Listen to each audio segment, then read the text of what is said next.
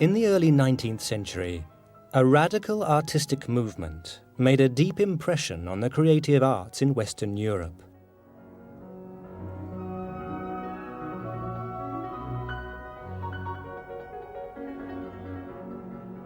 This was the age of Romanticism, and in cities like Paris, painters, writers and musicians all sought a new sense of passion and emotion in their work.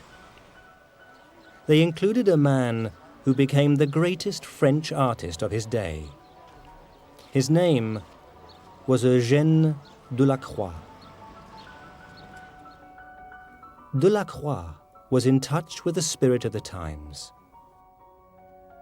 He was familiar with many romantic figures and an admirer of Géricault, the first great French romantic artist.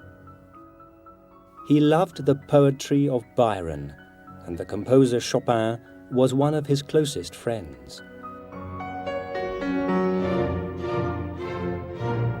Delacroix's own work revealed a similar sense of passion. His was an art of drama, movement and color. His achievements also include exotic African-inspired art and some horrific paintings of contemporary events. By his early 30s, images like this had made him the champion of French romantic painting.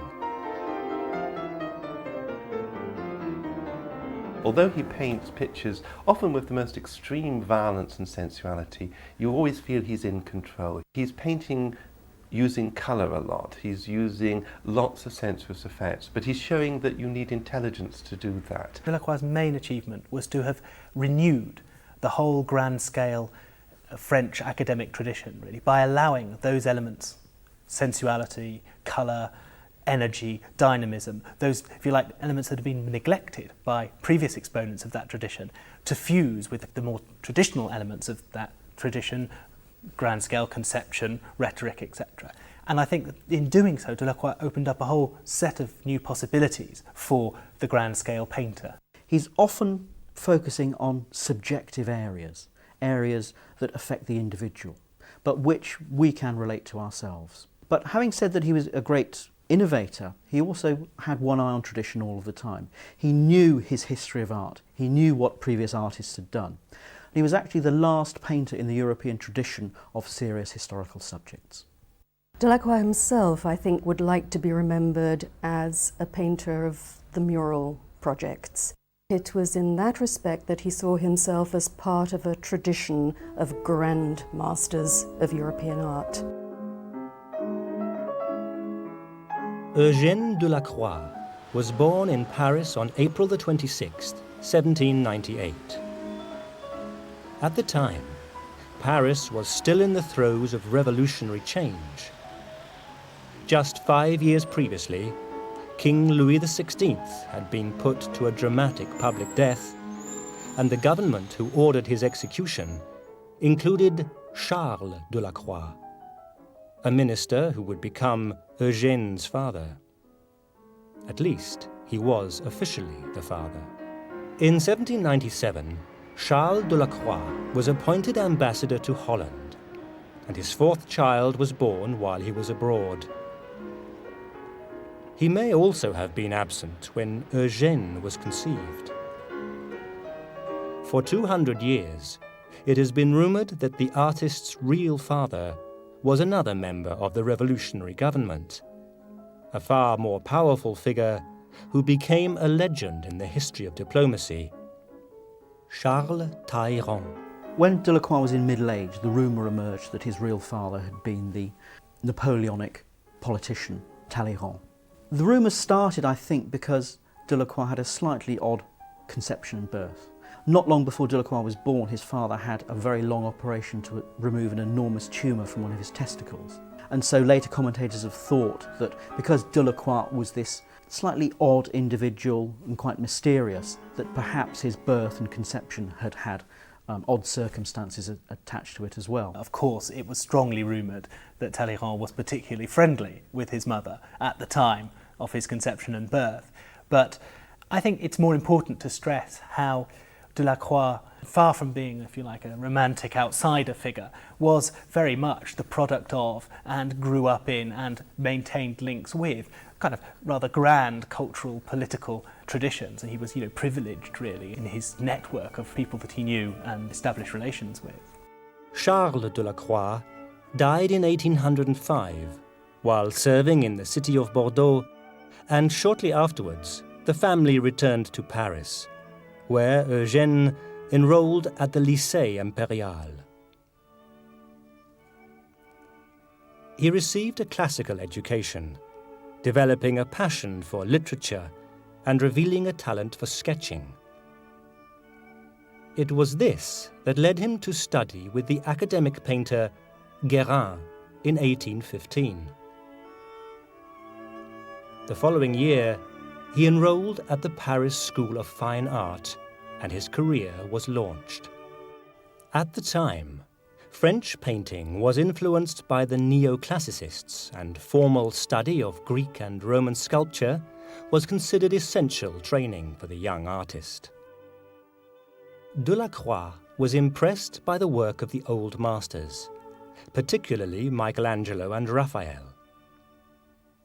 He studied the masterpieces of the Louvre, and he copied the works of the Venetian masters, Veronese and Titian.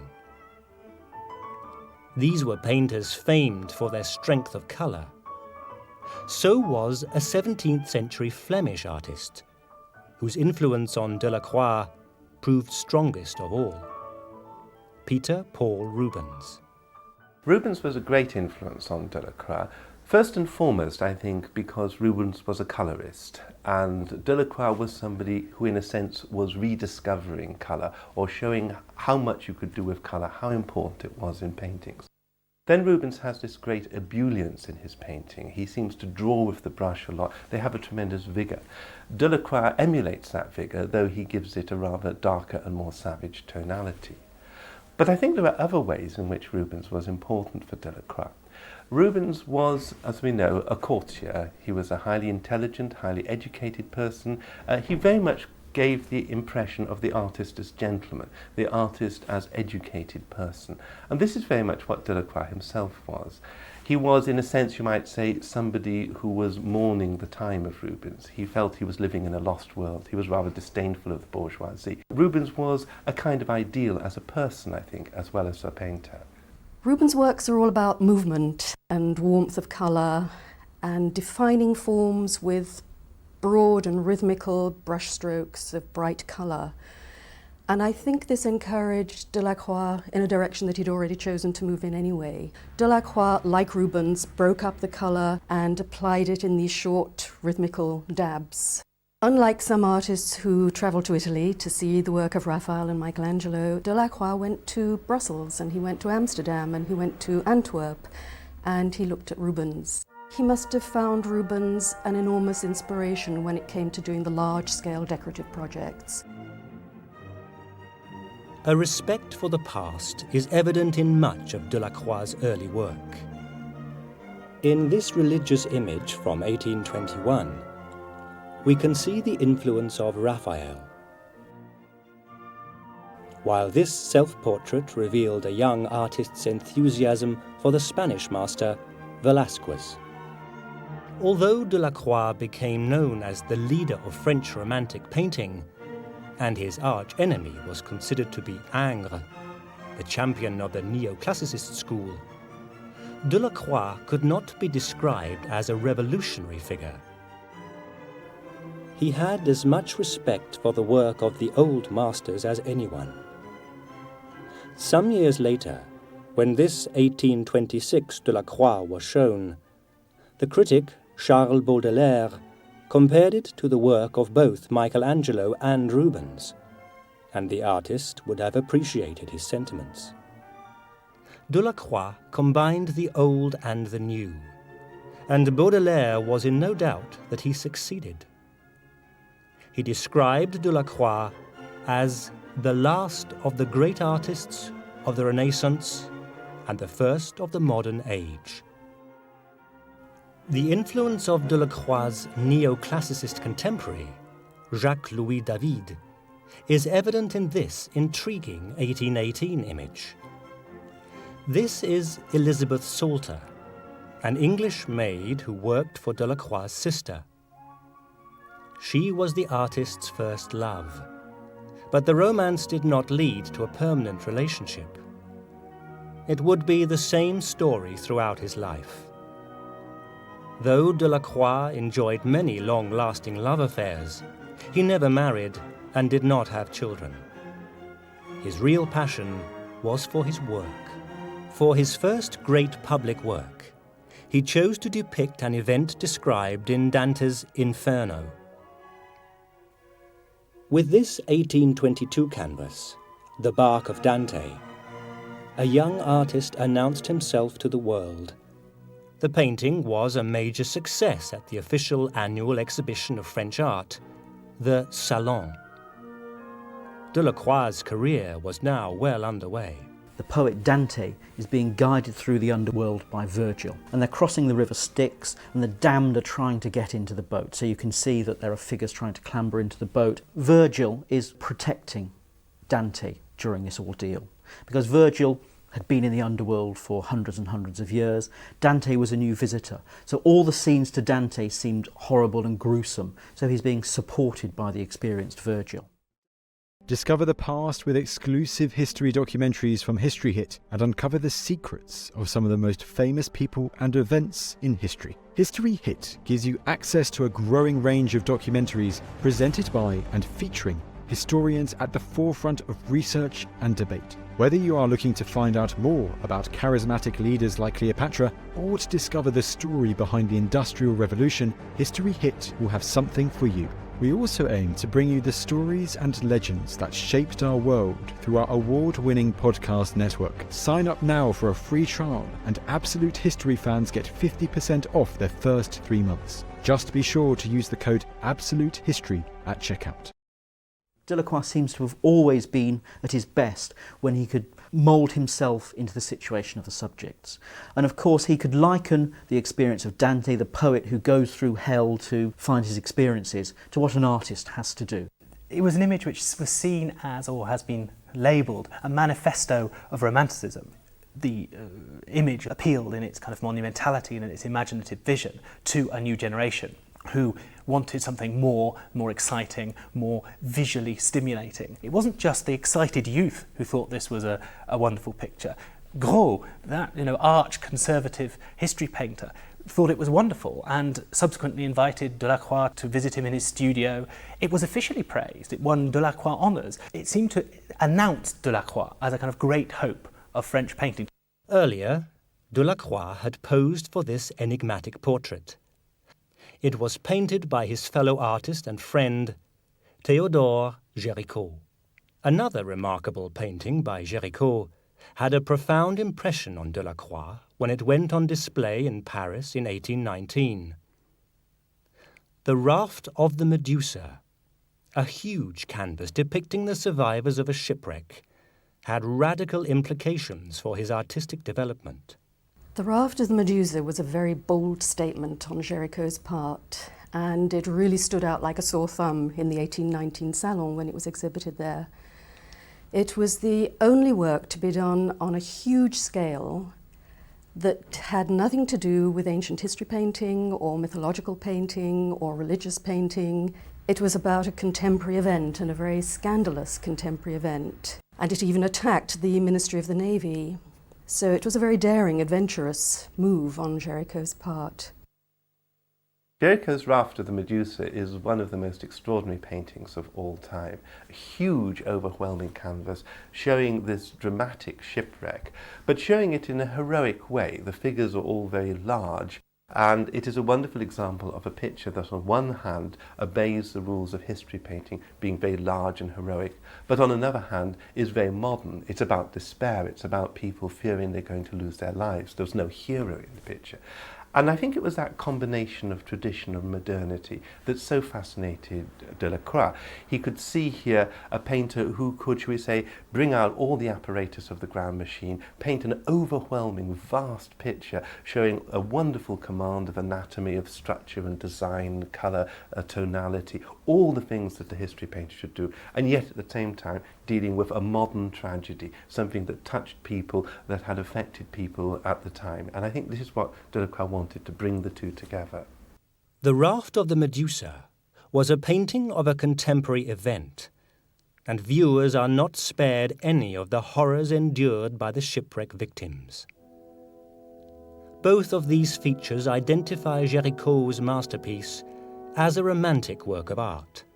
Tragically, Géricault died in 1824 at the age of just 33, leaving Delacroix to take up the baton of French Romantic painting. In the same year as Géricault's death, this huge canvas proclaimed the romantic credentials of his surviving friend. This is the Massacre of Kos, one of only 3 Delacroix works to take its subject matter from contemporary events. At the time, the people of Greece were engaged in a bloody war of independence against the Turks. In Paris, as elsewhere in Europe, the Greek cause was widely supported in artistic circles. When thousands of Greeks were slaughtered on the island of Kos, cultured European society was outraged. It was this event that Delacroix turned into an image of passion, violence and colour. This was the painting that established Delacroix as the leading figure of the growing Romantic school of Parisian art. Its appearance was appropriately timed. In 1824, the Greek War of Independence claimed its most famous victim, the English Romantic poet Lord Byron. Delacroix strongly admired Byron's poetry, and some of his finest paintings were inspired by his work. Byron, for Delacroix, represented someone who was a sort of larger-than-life character, someone who lived his art. Byron espouses the Greek cause of independence and dies at Missolonghi. Delacroix was a great Anglophile. He goes to England in 1825, he had English lessons, and so he felt that the English tradition in painting and in literature could provide an alternative to the mostly Italian influences that many of his contemporaries were following. In the person of Byron, in the persona of Byron, he would have found a very attractive character, a very dramatic character, very attractive to women, but also a very rebellious spirit, and also someone who was prepared to fight for a cause that he believed in. But when it comes to Byron's works, it's the tales that he is drawn to, and there are about a dozen of them that he draws inspiration from for his works.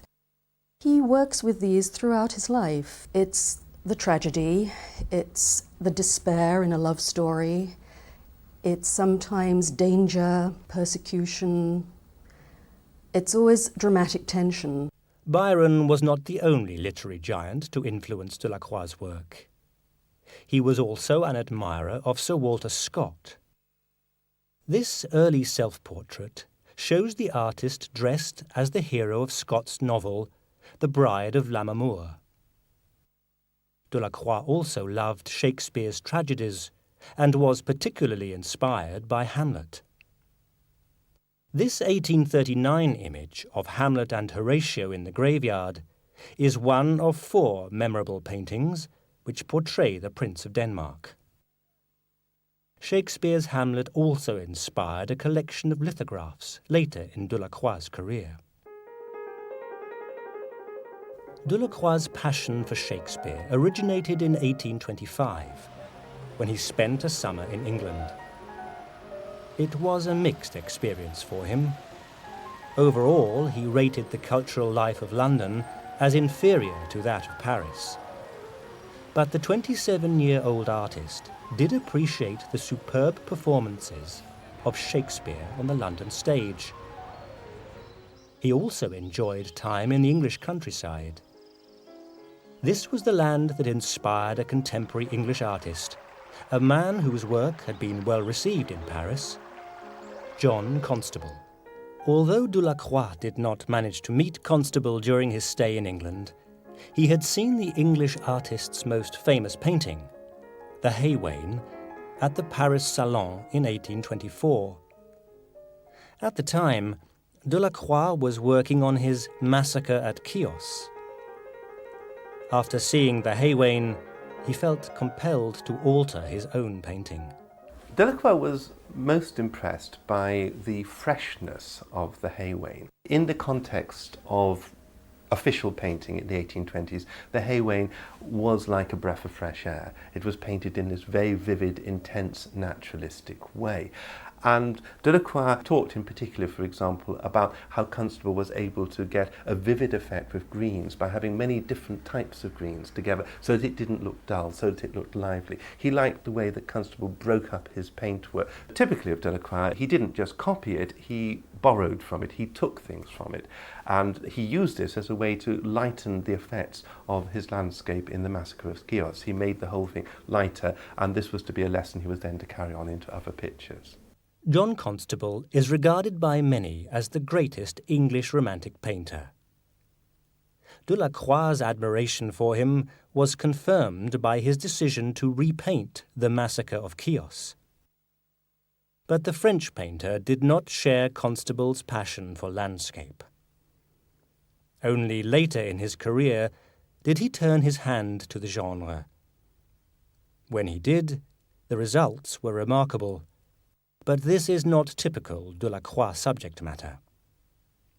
Throughout his career, his favourite subjects were generally limited to historical events, exotic scenes of the East, and, especially, scenes from literature.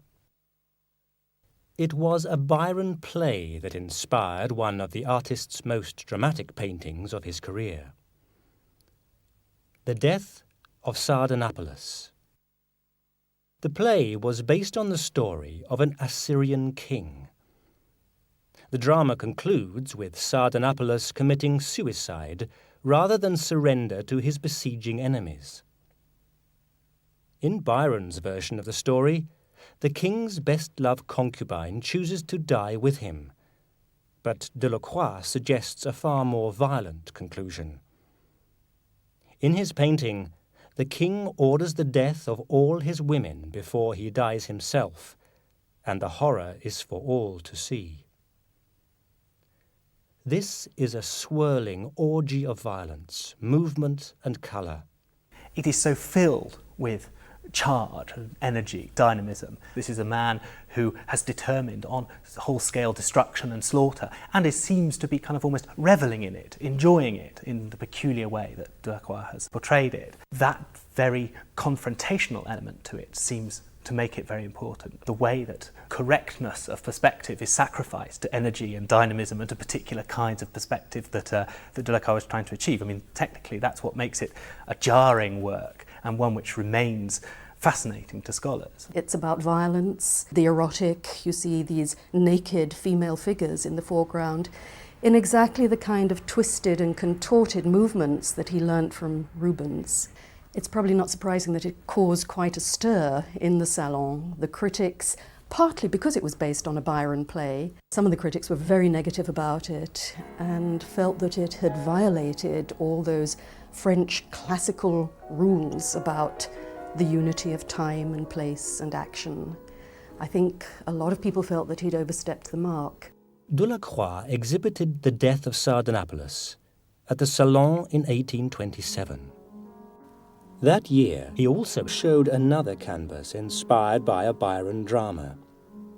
This is The Execution of the Doge Marino, a work associated with one of the better-known stories of Byron's career. It is said that while painting this canvas, the artist grew frustrated with the lack of sparkle in the gold clothes. So he decided to visit the Louvre to see if the brilliant colours used by Rubens could solve his difficulties. It was while he was getting into his cab that he first noticed a ray of sunlight casting a violet shadow on the ground beside the yellow cab. The yellow became more intense as a result. Eugène Delacroix had discovered the effects of complementary colour. The theory of complementary colours was that you have the three primaries, red, yellow and blue, and that if you take any one of them, the shadow is going to be made up of the combination of the other two. So the complementary colour of red is the mixture of yellow and blue, which is green. So therefore, red and green is a colour harmony that very often turns up in Delacroix's paintings.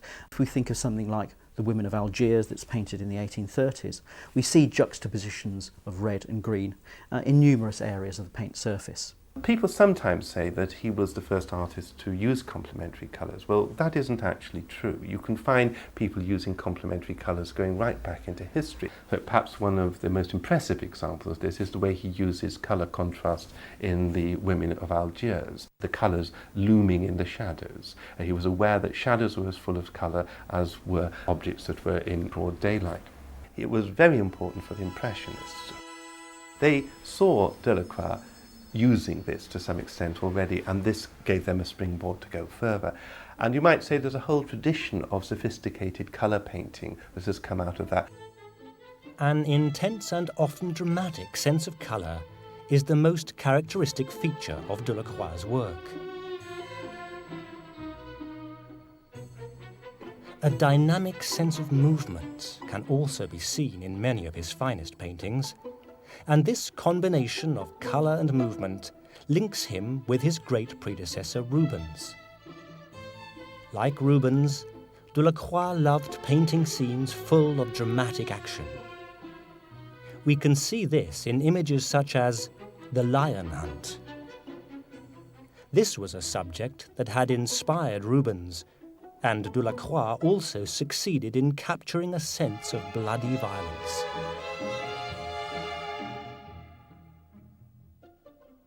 Delacroix, like Rubens, was a master of painting horses, as we can see in this 1831 canvas of the medieval Battle of Nancy. This was a work commissioned 3 years earlier by the King of France himself, Charles X. But by the time the canvas was completed, Charles was no longer on the throne. He had been overthrown by the dramatic events of the July Revolution, a Parisian uprising opposed to Charles' reactionary policies.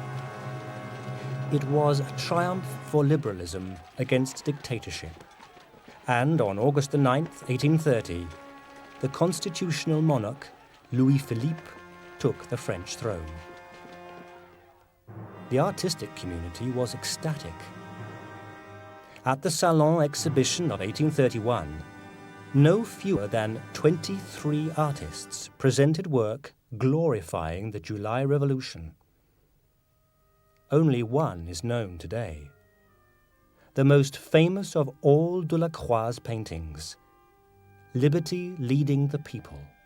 What Delacroix does is to introduce this allegorical figure bang in the middle of the composition, the liberty figure. She's very forceful. She's a combination of a Greek statue, you see her face in profile, she's strong, and a real woman with whom the people surrounding her in the image could identify. And people make quite a lot of comment about the fact that she's got hairy armpits and dirty feet and so on. She's not actually there at all. She's an idealized allegorical figure representing the notion of liberty. Its essence lies in its combination of earthiness, an earthy reality, if you like, a sense of dirt, of confusion, of the kind of energy and excitement of a real street occasion, and that very allegorical, symbolic overtone which allows him to sort of portray classes in togetherness. I think it's fair to say that Delacroix was no Courbet, and that he was really involved in the events of 1830 more as an observer than as an active and enthusiastic participant.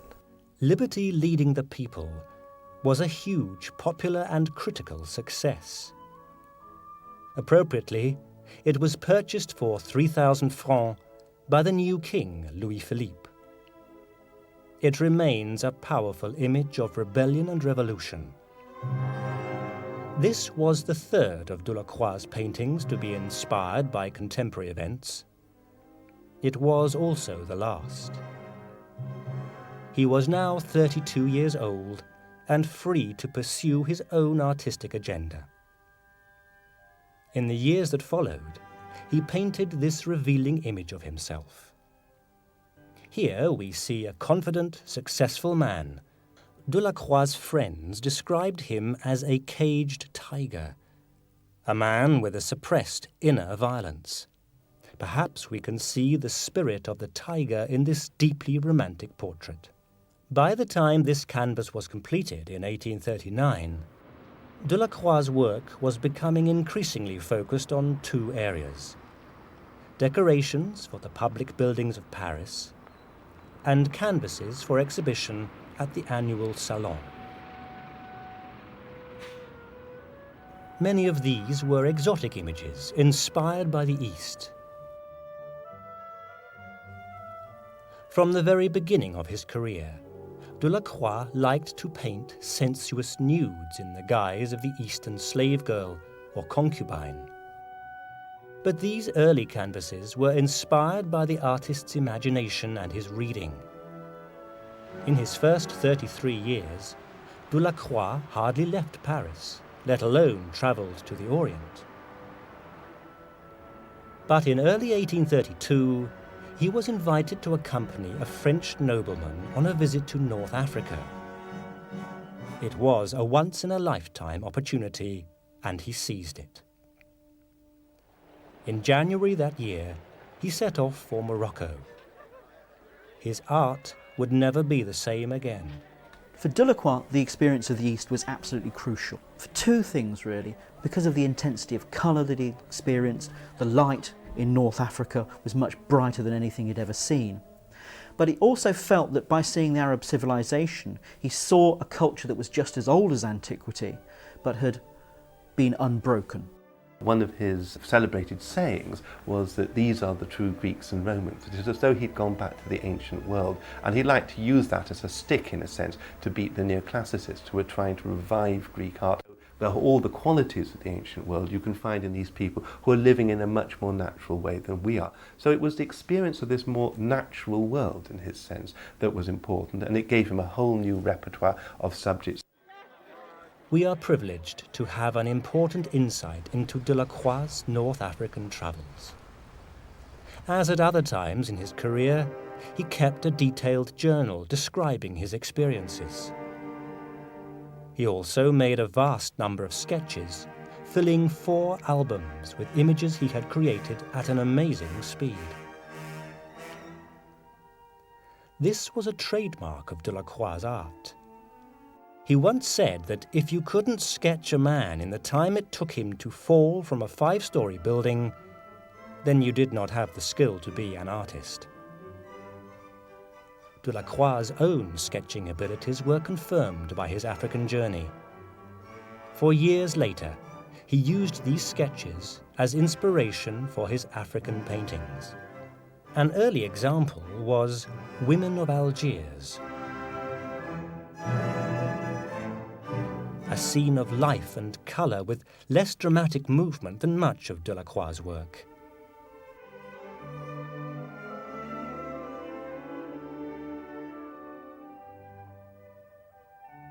But with another 1838 canvas, the artist chose to paint an African scene which is almost entirely action. The Fanatics of Tangier depicts an actual event witnessed and sketched by Delacroix. What we see is a bizarre ritual performed by fanatical Muslims known as Isawis. We can see the frenzy of the people, but the action takes place within a strong compositional framework. This concern for solidity of setting can also be seen in a canvas regarded by many as the finest of Delacroix's African paintings, The Jewish Wedding. Delacroix carries on using his experiences from the East. He paints The Jewish Wedding in 1841. He actually attended as a privileged guest a Jewish wedding in Tangiers. Now, to him, it seemed a great problem of space, how to depict this. How do you show all the movement and also the underlying architecture? So we've almost got a kind of panoramic painting. We become a guest while all this action is unfolding. Delacroix is also faced in this painting with the problems of intense light and shadow. So the Jewish wedding as a whole, I think, is a brilliant demonstration of this ability to keep all these differing elements together. It's a very impressive canvas, both in its modelling of distinct groups with their particular physiognomies and with a sense of energy being built up. But there's something that reminiscent of the monumentality of ancient architecture in that space. There's overtones or feelings that there's hints that he's referring to Veronese, to large-scale conceptions in the Venetian tradition of wedding scenes, etc. In other words, that he brings to bear much that is external to direct observation onto the construction of the space. The Jewish wedding was exhibited at the Salon of 1841, some 9 years after Delacroix had returned from Africa. But his sketchbooks continued to inspire his paintings. 4 years later, Salon viewers could appreciate the Sultan of Morocco surrounded by his court, another painting of a scene that Delacroix had witnessed for himself. Here, more than anywhere else, we can see the magnificence of the African sky captured by a master of colour. When this canvas was first shown, Eugène Delacroix was 47 years of age, and his life was increasingly dominated by work.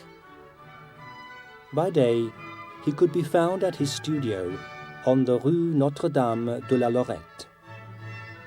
At night, he returned to his home in the forest of Fontainebleau, where he was cared for by his housekeeper, Eugenie Le Guillou. He now suffered from a throat condition, and he often found the physical business of work exhausting. But his output remained remarkable as he took on a series of commissions to decorate some of the most famous buildings of his home city. This was a task whose origins dated back to the beginning of Delacroix's career. When the Bark of Dante was shown at the 1822 Salon, it made a strong impression upon the journalist Adolphe Thiers. 11 years later, Thiers was a minister in the French government and keen to commission a mural decoration for the throne room at the Palais Bourbon. To carry out the work, he asked the artist whose debut canvas he had so admired. The commission meant that Delacroix would be working on a larger scale than ever before, and he grasped the opportunity. Delacroix's interest in mural work and was inspired by his love of kind of the monumental, of grand-scale conceptions. I think he really did believe in himself as a painter in that grand-scale tradition, someone who could intellectually keep together a large scheme with coherence, but with dynamism, with energy. And, there are echoes of his kind of aspiration to Michelangelo, to Veronese, to others, in that desire. And I think that, therefore the grand scale of these commissions tended to suit him very well. From 1833 onwards, the final 3 decades of Delacroix's working life were dominated by mural commissions. To execute them, he used an oil paint mixed with wax, and the result was monumental images such as the allegorical figure of Justice in the Palais Bourbon throne room. In the same building, he also worked on the decorations for the library, a task which occupied him from 1843 until 1847. Such a labour was hardly surprising. The work involved painting 2 half-domes, each covering an area of over 700 square feet. To fill this vast area, Delacroix chose to paint what he considered to be the birth and death of classical civilization, the civilizing of the Greeks by Orpheus, and Attila the Hun's triumph over the Romans. The work was well received. Before long, Delacroix was painting in the gallery where he had first encountered the greatest old masters, the Louvre. He chose the god Apollo slaying the python as the theme for the Galerie d'Apollon. Like all Delacroix's mural commissions, the work involved painstaking and sometimes painful effort. But the results are seen by many as the greatest triumph of all Delacroix's commissions. When Delacroix's painting his great murals, he's faced with the problems of how do you give form to abstract notions. So quite naturally he turns to the classics. We know he's a great reader of the classics, he had a classical education. So in order to show abstract virtues and ideas, he took scenes from Ovid, Seneca and classical authors. Many of these public buildings were for politicians, and so he surrounded these politicians with lessons of virtue. So they simply needed to look up to be shown how their political careers should be influenced by the manners and morals of antiquity. Delacroix was a profound pessimist in his thinking, and he felt that civilization had led to the destruction of certain values in mankind. There's a very good example of that in the ceiling paintings he did for the Library of the Chamber of Deputies, where you see the history of civilization, but it's also the history of the collapse of civilization, of the noble classical world being compromised more and more by what goes on in the modern world. So I think that Delacroix felt he'd really been given his range there, not just to show himself as an intelligent painter of visual effect, but as somebody who could handle a whole conceptual theme, which is what you found in these large mural paintings. Delacroix's decorations for the Louvre were completed in 1851. But another decade of mural work lay ahead. It was a tiring business for an artist now in his 50s. Friends described how he could barely bring himself to speak at the end of a day's work, and his throat condition was now increasingly serious. He still found some time for relaxation. He enjoyed the company of the composer Frédéric Chopin and his mistress, the novelist Georges Sand. He painted portraits of both of them and enjoyed a number of enjoyable summer breaks at Sand's country residence. He found the time to sit for this early photograph, and his later years were comforted by increasing official recognition of his achievements. In 1857, he was elected to the Institute on his 8th attempt, 2 years after a successful exhibition of his work at the Universal Exposition. Delacroix's work remained his first priority until the end of his life. As well as his many decorative commissions, he continued to paint a large number of conventional canvases. Many of these were familiar in the source of their inspiration. This 1840 canvas shows The Shipwreck of Don Juan, inspired by another Byron play. Its composition clearly recalls the greatest work by Géricault. But Delacroix's final years also produced a small number of images very different from his usual output. As his health began to fail, he chose to spend more time away from Paris. In 1852, he visited the port of Dieppe. While he was there, he painted this atmospheric seascape. This was a small, personal work, not intended for public show. This small image was owned by Edgar Degas and, after him, Auguste Renoir. The sea at Dieppe would prove to be one of the most influential images of Delacroix's career. The Impressionists saw him as one of their heroes. There is an account of them once watching him painting and being amazed, even at the end of his life, his tremendous concentration, his tremendous vigour. He was a hero figure for them, somebody who had stood out against the authorities and who had triumphs. But he was also a technical hero because he had shown the way that colour could be used in new ways. Now, he was doing that largely in the context of historical subjects, They took that into modern life and into direct painting out of doors. His later still lifes were also of great interest to fellow artists. In the late 1840s, Delacroix often stayed at the country residence of his novelist friend, Georges Sand. While there, he took time to paint the flowers in her garden. The resulting images were like nothing he had ever painted before, but their value would be recognized by a later generation of painters.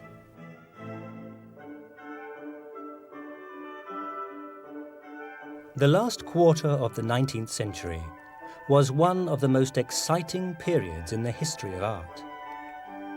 First the Impressionists, then the Post-Impressionists, brought painting into the modern age. Many of these great artists were passionate admirers of Delacroix's later experimental work. This still life was eventually purchased by Paul Cézanne, while the view of the sea at Dieppe can be seen as preempting the Impressionist movement as a whole. Some critics have suggested that the real importance of Delacroix is not his work in itself, but the influence it had on the generations that followed. Even after the Impressionists, there are many artists that look to Delacroix as examples of how to use and manipulate colour. We know Van Gogh copies some of Delacroix's religious works. Cézanne paints an apotheosis of Delacroix in the 1880s. And then the Neo-Impressionists, those artists that are using individual small dots, seize on Delacroix, and Signac, one of the main Neo-Impressionist artists, writes a book called From Eugène Delacroix to Neo-Impressionism. So he was seen as a kind of father figure of colour theory. Picasso is a wonderful example of an artist who was interested in Delacroix's work, especially the painting of the women of Algiers. He does a number of versions of that. You can always recognise that Delacroix's women of Algiers are behind them, but he was obviously really intrigued by that painting, partly I think by Delacroix's use of complementary colours that's very noticeable in that particular painting, but also I think the atmosphere that Delacroix created in that painting. There's a static quality which is very unusual for Delacroix's works, and the female figures, two of them at least, face the spectator very directly and almost challenge the spectator, and something of that Picasso picks up in his different versions of the Women of Algiers. Delacroix died in Paris on August 13th, 1863. He was 65 years old. For 4 decades, he had been a major figure in French artistic life, and his influence did not end with his death. In life, his achievement was remarkable, and his status as the greatest French Romantic painter is still recognized today. Delacroix is certainly one of the truly great painters of all time. He was considered at the time as being almost, so to speak, the last of the old masters. And in one sense, one can see that it's almost as though he's drawing to a conclusion something that had been set up by Michelangelo and by Rubens. He is the last of those great monumental painters. But at the same time, he's the first of the moderns. Strangely enough, Delacroix remains a kind of enigma. There are many and multiple contradictions. This was a man who created these intensely passionate works, but at the same time always insisted, "Je suis un pur classique," I'm a pure classicist. Baudelaire, who was probably the greatest commentator on Delacroix's art, said that he was a volcanic crater artistically concealed behind bouquets of flowers.